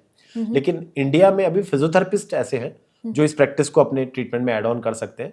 इसको वो स्पाइनल मैनिपुलेशंस का नाम देके या हाई वेलोसिटी थ्रस्ट का नाम देके वो इसको, इस ट्रीटमेंट को अपने ट्रीटमेंट में ऐड ऑन कर सकते हैं। तो विद दिस आप ये जो कपिंग थेरेपी होती है and acupuncture, cupping, dry needling, हिजामा है, ब्लड कपिंग है, ये सब अलग अलग कंट्रीज के ट्रीटमेंट है मैम, जो हम लोग ऐड ऑन करके देते हैं। अच्छा। पेशेंट्स को, क्योंकि पेन काफी ज्यादा हो रहा होता है, सबको रिलीफ चाहिए होता है, तो रिलीफ देने में दवाई ना लेनी पड़े और ये सब अल्टरनेटिव तरीकों से हम लोग रिजल्ट देने की कोशिश करते हैं। तो ये बेसिकली इन्हीं सब पेन्स के लिए, बॉडी पेन जी। यूजुअली बहुत से लोगों को स्पोर्ट्स इंजरी हो जाती है and they go for surgery, doctor ने सजेस्ट करता है सर्जरी। तो कोई स्पोर्ट्स पर्सन या कोई भी ऐसा आपके पास आया है कि हमारी स्पोर्ट्स इंजरी ठीक? मैं स्पोर्ट्स फिजियो भी रहा हूँ। अच्छा। मेरे पास स्पोर्ट्स फिजियो की भी मास्टर्स डिग्री है, जो मस्कुलोस्केलेटल एंड स्पोर्ट्स, जो फिजियोथेरेपी में बैचलर्स के बाद होती है। अच्छा। आई डिड माई मास्टर्स, और उसमें मैं मुंबई में जैसे नेशनल फुटबॉल या फिर काफ़ी सारी क्रिकेट टीम के साथ, नेशनल क्रिकेट टीम के साथ, या अंडर 19, अंडर 16, मैंने काफ़ी सारी टीम्स के साथ एज अ स्पोर्ट्स फिजियो काम किया है। इंजरीज को बचाना सबसे ज़्यादा ज़रूरी है। इंजरी होने के बाद फिर परफॉर्मेंस बिगड़ जाती है प्लेयर की। मैक्सिमम हमारी कंट्री में देखा गया, इवन ओलंपिक्स में देखा गया कि हम लोग इंजरीज काफ़ी ज़्यादा करवा लेते हैं पहले से ही, तो हमारे मेडल्स उस वजह से भी कम रह जाते हैं। अच्छा। तो हमें इंजरीज से बचना बहुत जरूरी है। प्लस हमें पर्टिकुलर अपनी बॉडी का वार्म अप, कूल डाउन और प्रॉपर गाइडेंस में ही कोई भी एक्सरसाइज परफॉर्म की जाए। कई बार ईगो में आके या फिर जोश में आके वो इंजरी को इन्विटेशन हो जाता है। फिजियो, स्पोर्ट्स फिजियोज ग्राउंड में वर्क करते हैं। हम हमारे क्लिनिक में भी काफ़ी स्पोर्ट्स फिजियोज मेरे अंडर काम करते हैं और हम लोग काफ़ी सारे प्लेयर्स को इंजरी से बचाते हैं। मतलब मोस्टली प्लेयर्स में शोल्डर से रिलेटेड, एल्बो से रिलेटेड, रिस्ट से रिलेटेड, नी से रिलेटेड इंजरीज देखी गई है, और बैक की इंजरी, बैक पेन मोस्टली है। तो वो गलत डायरेक्शन में वर्कआउट कर लेना या गलत तरह के स्पोर्ट्स परफॉर्म कर देने से इंजरीज हो जाती है, जिसको हम लोग इजीली ट्रीट कर लेते हैं। हमारी कंट्री में ना ब्रेकर्स बहुत हैं यूजुअली जब हम गाड़ियाँ चलाते हैं, और काफ़ी लोग स्पीड गाड़ी चलाते हैं, तो ब्रेकर्स गवर्नमेंट ने लगा दिया ब्रेकर्स कि ताकि आप कहीं एक्सीडेंट ना हो जाए। अब कुछ लोग तो भी नहीं समझते कि गवर्नमेंट ने क्यों लगाए, वो अपनी सेफ्टी के लिए लगाए, बट वो उसके ऊपर फिर भी स्पीड से चलते हैं, जिससे कई बाइक राइडर्स गिर भी जाते हैं, ब्रेकर्स पे उनकी इंजरीज हो जाती हैं। गाड़ियों में भी जो लोग ट्रैवल करते हैं उनको भी बहुत इंजरी होती है, तो ये कितना हार्मफुल है? मैडम वो गिरते हैं तो उनको हेड इंजरी हो सकती है अगर उन्होंने हेलमेट नहीं लगाया है तो, या उनकी रिस्ट इंजरी हो सकती है, या उनका एल्बो फ्रैक्चर हो सकता है, या शोल्डर फ्रैक्चर हो सकता है, या स्पाइन की इंजरी हो सकती है। लेकिन जो एक मेन इंजरी है, जो टेल बोन की इंजरी भी हो सकती है। अच्छा। जो सबसे लास्ट की हड्डी है, पूंछ, जिसको हम कॉकिक्स बोलते हैं हम। मैं कॉकिक्स ट्रीटमेंट एक्सपर्ट भी हूँ। अच्छा। जिसमें मैं कॉकिक्स ऑर्गेनाइजेशन, जो इंटरनेशनल विलियम जो माइल्स है या जॉन माइल्स है, उन्होंने इसको इजाद किया है, और वो उस पर मैं इंडिया को रिप्रेजेंट करता हूँ। तो हम लोग टेल बोन को भी ट्रीट करते हैं, क्योंकि मैक्सिमम टेल बोन की इंजरीज देखी गई है गिरने से, या कंटिन्यू बैठे रहने से, या लंबे समय तक ड्राइव करने से। अच्छा। यूजुअली बस ड्राइवर या ट्रक ड्राइवर्स को ही रहती है, क्योंकि उसमें जर्क लगता है, सस्पेंशन अच्छा नहीं होता, या कोई ऐसे व्हीकल जिसमें हमारी रोड अच्छी नहीं है, या हमें प्रॉपरली ब्रेकर मिल रहा है और सडन जर्क लग रहा है, तो हमारी नीचे की हड्डी की इंजरी होना बहुत ही कॉमन है। तो इसका बचाव कैसे कर सके? इसका बचाव यही है कि हमारी जो हिप मसल्स हैं वो फ्लेक्सिबल रहे, हमारी पेट की मांसपेशियां फ्लेक्सिबल रहे, हमारी बॉडी के अंदर भी एक सस्पेंशन है गाड़ी की तरह। अच्छा। अगर वो सस्पेंशन सही चल रहा है तो हमारे ऑर्गन्स स्टेबल है, हमारे स्लिप डिस्क नहीं होगा, हमारी बॉडी में फ्लेक्सिबिलिटी रहेगी, हम झुके भी कुछ उठा रहे हैं तो हमारी मांसपेशियां मदद करेगी। अगर हम गलत तरीके से कर ले रहे हैं तो प्रॉब्लम्स बढ़ जाएगी, दर्द बढ़ जाएगा, या हम प्रॉपर पोस्चर को मेंटेन कर रहे हैं, या अगर हम पीछे का सपोर्ट लेके बैठ रहे हैं तो हमें इंजरी के चांसेस कम हो जाते हैं। कायरोप्रैक्टिक और ऑस्टियोपैथी के लिए ऑर्गेनाइजेशन या एसोसिएशंस इंडिया में अवेलेबल है या नहीं है अभी? मैडम बहुत कम एसोसिएशन अभी इसके ऊपर वर्क चल रहा है, क्योंकि बहुत ज्यादा लोग हैं नहीं इसको करके, लेकिन उस पर एसोसिएशन पे काम चल रहा है। ऑस्टियोपैथी की तो एसोसिएशन बन गई है, पर कायरोप्रैक्टिक एसोसिएशन पे भी अभी काम चल रहा है, काफी कम लोग हैं इसमें। अच्छा। इसलिए जैसे जैसे अभी नए स्टूडेंट आते जा रहे हैं तो एसोसिएशन बनती जा रही है, लेकिन फिजियोथेरेपिस्ट इसको एडिशनली कर सकते हैं। तो जो हमारे यंगस्टर, हम लोग यूजुअली हम सभी ये कर रहे हैं चीज़ें, एसी में बैठे रहना, धूप में नहीं जाना, या फिर बंद कमरों में रहना, इसका इफेक्ट हमारी बॉडी पे क्या पड़ रहा है? मैडम विटामिन D3 की कमी सबसे ज़्यादा इंडिया में, विटामिन B12 की कमी सबसे ज़्यादा है। ये दो की कमी से मांसपेशियों में दर्द रहना, खिंचाव रहना, थका थका रहना, रात को सोने के बाद भी सुबह उठने पे थकावट महसूस होना। अच्छा। शरीर ऐसा लगता है और थकावट ही है, हाँ। काम नहीं कर रहा है, झुंझुनाहट आती है, गुस्सा आता है, वो सारी दिक्कतें इन दोनों न्यूट्रिशन की कमी से होती है। लंबे टाइम तक एसी में बैठे रहना शरीर को थका बना देता है। कुछ लोग कहते हैं जैसे लंबे टाइम तक आप एसी में बैठे रहते हो या सोते हो एसी के अंदर, तो आपकी हड्डियां कमजोर हो जाती हैं। मैडम सनलाइट नहीं मिल रहा है हमें। एक सिंपल सा फॉर्मूला है, अगर हम रात को समय पे सो जा रहे हैं और सुबह समय पे उठ के सनलाइट ले रहे हैं, तो हमारी आधी बीमारियां वैसे ही दूर हो जाएगी। और एक हम टाइम पे लास्ट खाना खा ले रहे हैं, अच्छा, उस खाने को लेट नहीं खा रहे हैं, आधी दिक्कतें हमेरी सिर्फ इसी ट्रीटमेंट से ठीक हो जाएगी। तो जब आप बात कर रहे हैं टाइम पर खाना, एक तो टाइम क्या क्या होना चाहिए हमारे खाने का, लंच, ब्रेकफास्ट और डिनर? सुबह का जो सबसे पहला नाश्ता है वो 7:30 बजे से 8 बजे के बीच में हो जाना चाहिए। हमारी बॉडी में अलग अलग मेरिडियंस हैं, अलग अलग ऑर्गन्स का काम है। अगर हम अलग ऑर्गन का काम अलग आदमी से कराएंगे, अगर हम मैथ्स के टीचर से हिंदी पढ़वाएंगे तो दिक्कत बढ़ जाएगी, हाँ। मैथ्स कमजोर हो जाएगी हमारी। उसी तरह अगर हम लीवर का काम स्प्लीन वाले टाइम से करवाएंगे, या जैसे हमें प्राणायाम करना है, योगा करना है, लंग्स का समय सुबह सुबह 4 बजे होता है। अच्छा। जिस टाइम लंग्स हमारे सबसे ज्यादा एक्टिव रहते हैं, क्योंकि सुबह सुबह प्राणवायु मिलती है हमें, ऑक्सीजन लेवल ज्यादा होता है। वही योगा हम लोग दोपहर के 1 बजे कर रहे हैं, अपने सारे काम फिनिश करके लंच करने के बाद।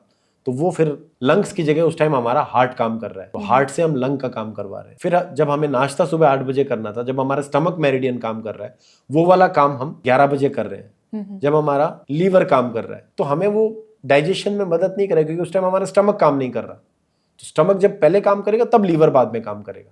तो इस तरह हर एक ऑर्गन का अपना समय है। सुबह का नाश्ता 8 बजे, दोपहर का खाना 1 से 2 बजे के बीच में, और उसके बीच में कुछ हल्का फुल्का स्नैक्स या कुछ हल्का फुल्का ले सकते हैं, जिसमें जो आपको तेल नहीं हो, जिसमें एक्सेसिव ऑयल ना हो, या इस तरह का फैट ना हो ज़्यादा। उसके साथ में शाम को 4 बजे कुछ हल्का फुल्का खा सकते हैं, और 6 से 6:30 बजे मैक्सिमम 7 बजे तक आप अपना फूड फिनिश कर लें। सनसेट के साथ लास्ट खाना हो जाना चाहिए, सूर्यास्त के साथ। फिर सूर्योदय से पहले पानी के अलावा कुछ और नहीं लेना। जो चाय और कॉफ़ी पीते हैं ये भी गलत है हमारे लिए, या मतलब चाय और कॉफ़ी अच्छा है बॉडी के लिए? चाय और कॉफ़ी में कैफीन है मैम, एक तरह का नशा है वो, तो वो अच्छा लगता है सबको, उसका एडिक्शन होता है। जब हम चाय पीते हैं तो हमारा लीवर से बाइल्स का सिक्रेशन होने लग जाता है। कुछ लोग स्मोक भी करते हैं, वो सोचते हैं स्मोक करके वो फ्रेश होने के लिए जाते हैं, हाँ। चाय पी के फ्रेश होने के लिए जाते हैं। तो वो लीवर खराब तो हो रहा है, वो फैटी होता जा रहा है, हाँ। लेकिन उसको हम काम में इन सब चीजों से ले रहे हैं, तो धीरे धीरे उसके नुकसान। चाय ज्यादा पी जाएगी तो शरीर को धीरे धीरे आपकी एक तरह से खून को जला देती है चाय। अच्छा, वही चाय में अगर दूध नहीं है तो वो अच्छा काम करेगी। सिर्फ चाय पत्ती? अगर ब्लैक टी ली जाए या ग्रीन टी ली जाए, बिल्कुल ही उसको पूरा प्रिपेयर नहीं किया, वो कच्चे में रूप में ही है, और उसको हम ग्रीन टी के रूप में ले रहे हैं तो अच्छा काम करेगी। ब्लैक कॉफी ली जाए तो वो आपको लीवर को बचाएगी, लीवर को फैटी होने से बचाएगी, लेकिन उसी कॉफी में अगर दूध डाल दिया जाए तो उसका सारा सिस्टम ही बदल जाएगा, वो नुकसान करना शुरू कर देगी। हमारे ट्रेडिशनली जो हमारे इंडियन कल्चर में है लड़कियों के लिए, लड़कों का तो अभी वो चला गया है, बट लड़कियों में क्या होता है कि टो रिंग पहनती हैं या एंकलेट्स पहनती हैं या चूड़ियां या कमरबंद, जो भी चीजें हैं, इनका भी कोई साइंटिफिक रीजन है या कुछ हेल्प करती है? मैडम ये सब उसी एरिया पे जो पर्टिकुलर, देखिए मैंने आपको मेरिडियंस बताया अभी, हाँ। हर जगह के कुछ पॉइंट्स हैं जहां आप बात बता रहे हैं, जहां पायल पहनी जा रही है उसके साइड से किडनी का मेरिडियन निकल रहा है। अच्छा, तो वहां प्रेशर पड़ रहा है, प्लस वहां पे सिल्वर को पहनाया गया। सिल्वर एक ठंडा धातु है, ठीक है, तो ठंडक बनी रहे पैरों में। मतलब बॉडी के किस एरिया को हीट चाहिए और किस एरिया को ठंडक चाहिए, वो अलग अलग एरिया डिसाइड किए गए। तो एग्जैक्टली अगर वहाँ ठंडक बनी रहेगी तो फिर वो पैरों में गर्माहट नहीं रहेगी, या कुछ ब्लड फ्लो प्रॉपर बना रहेगा। अगर बिछिया जैसे जो इसको बोलते हैं आप लोग, एंकलेट्स होता है, वो पहनने से आपकी जो टो फिंगर है उसमें वो प्रेशर बना रहेगा कंटिन्यू, जो आपका मेरिडियन जा रहा है, आपकी सप्लाई जा रही है ऊपर तक, या आपका ब्लड फ्लो जा रहा है, वो बेटर होगा। जैसे पैरों में अगर हम टोरिंग पहनते तो ऐसे कहते हैं ना, नेवल डिसलोकेशन की दिक्कत नहीं होगी आपको? ऐसा ये मिथ है मैडम, थम के लिए माना गया है। मैं एक बार कंट्री से बाहर था, कहीं फॉरेनर डॉक्टर से इसका डिस्कशन हो रहा था, तो इसके साइंटिफिक रीजन अभी तक नहीं मिल पाया। हाँ, ऑफ कोर्स प्रेशर पड़ेगा, लेकिन एक्चुअली नेवल डिसलोकेशन एक तरह की गैस है जो पेट में इधर से उधर जाती है। अच्छा। उसको वहीं से सेट करना पड़ेगा, या पेट की जो कोर मसल्स है उनको मजबूत करना पड़ेगा।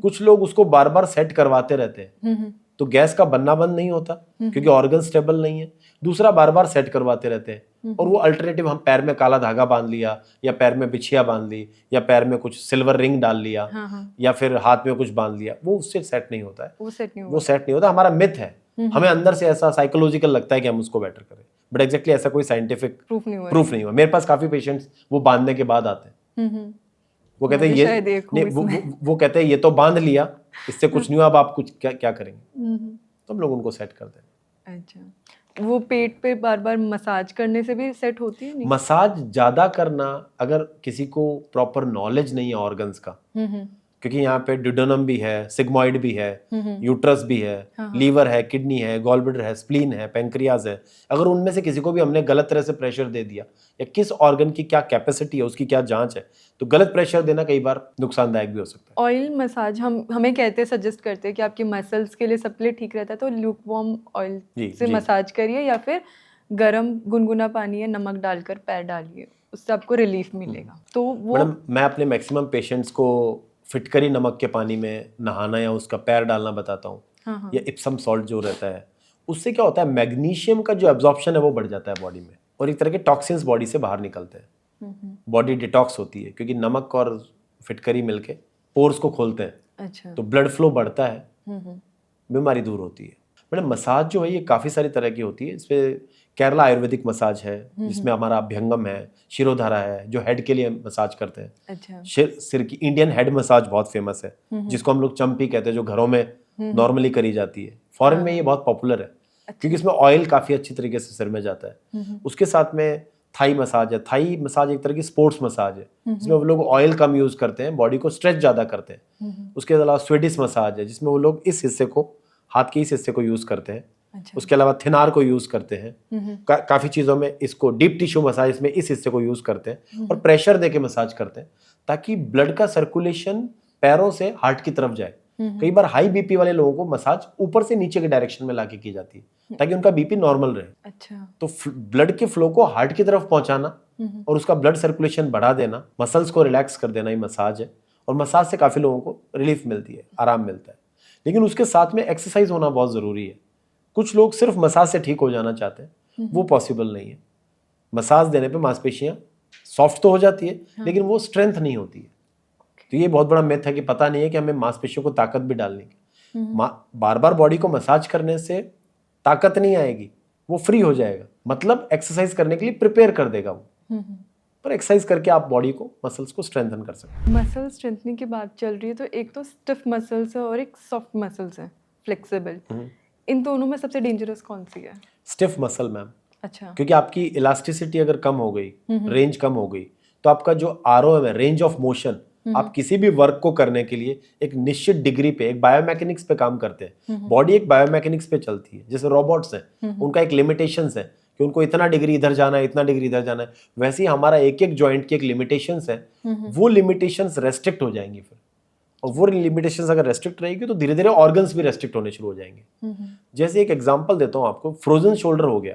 फ्रोजन शोल्डर का मतलब है ये कंधा जाम हो गया, कंधा उठना बंद हो जाता है। और अगर कंधा काफी लंबे टाइम से नहीं उठ रहा है तो ये दिक्कत उनके लीवर पे भी जाएगी, क्योंकि ये जब नहीं उठ रहा है तो लीवर को भी प्रेशर कंटिन्यू पड़ा हुआ है। या अगर सर्वाइकल है और यहाँ पे दब गया तो फ्रेनिक नर्व के प्रेशर से C3, C4, C4, C5 और C5, C6 तीन वर्टिब्रा दब जाते हैं, जिसकी वजह से ब्रेकियल प्लेक्सस एक नर्व का गुच्छा है जो हाथ में निकल रहा है, इधर झंझनाहट आनी शुरू हो जाएगी। दिक्कत यहाँ से हुई है, डायफ्राम से दर्द यहाँ आ रहा है, तो सारा हिस्सा आपस में जुड़ा हुआ है। तो इसलिए प्रेशर ज्यादा पड़ने से बॉडी में दिक्कत आनी स्टार्ट हो जाती है। तो सर आप हमारे थोड़ा सा दिखा देंगे अपना कायरोप्रैक्टिक का एक्सपेरिमेंट? बिल्कुल। देखिए, अगर यहाँ मैं सर्वाइकल को इनको चेक कर रहा हूँ तो इस तरफ का जो ऑसिपिट है, ये वाला कान नीचा है, ऑसिपिट दब रखा है, उसकी वजह से इनको ये C0, C2 और C4, C5 में टाइटनेस है। और इसलिए इनका जो, क्योंकि कंटिन्यू लंबे टाइम तक फ़ोन हाथ में उठाने से लोड सारा एक तरफ पड़ा हुआ है, तो इसको हम लोग अलाइन कर लेते हैं। हल्का छोड़ेंगे, बिल्कुल रिलैक्स करेंगे, लंबा सांस लेंगे, छोड़ेंगे, लंबा सांस, हल्का छोड़ेंगे। बस इस तरफ का C4, C5 हल्का छोड़ेंगे, बिल्कुल हल्का, शोल्डर रिलैक्स, ढीला छोड़ देंगे शरीर, डरिए मत, हल्का छोड़िए, लंबा सांस, छोड़ेंगे, रिलैक्स, लंबा सांस, हल्का छोड़ेंगे, रिलैक्स करेंगे, यहाँ पे ढीला छोड़ेंगे, लंबा सांस, छोड़ेंगे, रिलैक्स, ढीला छोड़ेंगे। कुछ आवाज सुनाई दी आपको? हाँ। ये आवाज आपके वर्टिब्रास को सेट कर रही है। अभी देखिए, अभी इनके कान दोनों इक्वल आ गए। कैमरा में दिख रहे होंगे। ये देखिए, ये वाला कान नीचा था क्योंकि यहाँ से ऑसिपिट दबा हुआ था। इसकी वजह से इनको सर में दर्द रह सकता है, कई बार इस वाली आंख में इरिटेशन रह सकती है, कान के पास दिक्कत रह सकती है, हाथ में कई बार दर्द जा सकता है अगर ये दिक्कत कंटिन्यू बनी रहती है तो, या पेट में गैस की दिक्कत हो सकती है। आपको फील हुआ कुछ? अब आप गर्दन घुमा के देखिए, राइट और लेफ्ट, कैसा लग रहा है आपको? ठीक लग रहा है? क्या ये डर लगा इसमें? नहीं। डरने जैसा कुछ है? कुछ टूटने जैसा कुछ है? नहीं। आपका जो वर्टिब्रा है, देखो ये यहाँ पे गर्दन घुमाओ, ठीक है, इधर घुमाओ।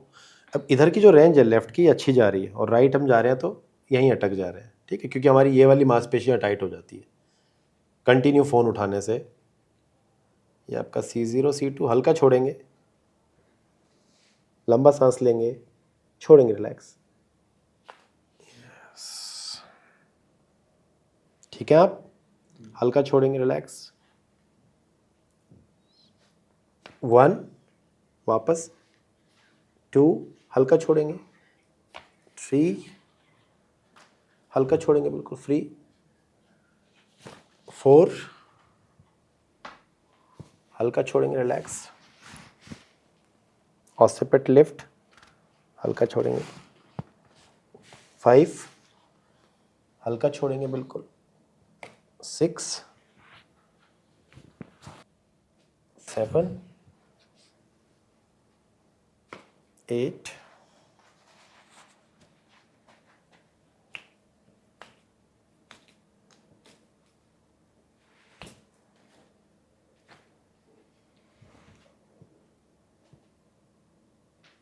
रिलैक्स।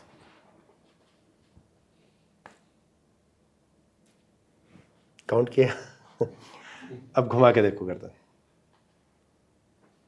ठीक है, एक बार खड़े होंगे आप, हाथ खोलेंगे, मेरे हाथ पे हाथ लॉक करेंगे, मेरी उंगली पे उंगली, कोहनी चिपकाएंगे, लंबा सांस लेंगे। कैसा फील हो रहा है आपको? अब देखो अंकुर, बॉडी को घुमा के देखो, हाथ दोनों ऊपर उठा के देखो, कैसा लग, ठीक लग रहा है? एक बार हाथ यहाँ रखेंगे, कोहनी को पीछे धक्का देंगे, कोहनी को पीछे, बस। सुनाई दिया? इधर दो, कोहनी को पीछे धक्का दो। Very good. अब देखो कैसा लग रहा है? अच्छा लग रहा है? बॉडी फ्री है अभी? ठीक है। अपना टाइम दिया हमें और Thank you. आपके साथ Thank you. बात करके बहुत अच्छा लगा, बहुत इन्फॉर्मेटिव था, बहुत सी चीज़ें हमें पता चली आज, तो thank you so much. Thank you. और आप अपना हमारे जनता को या दर्शकों को कुछ कहना चाहेंगे तो प्लीज़।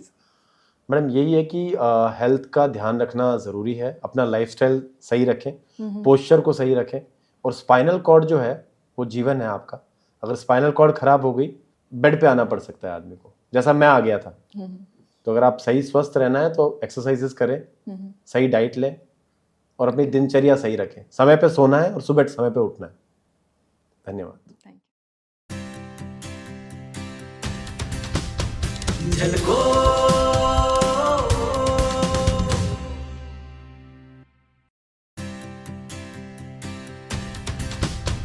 झलको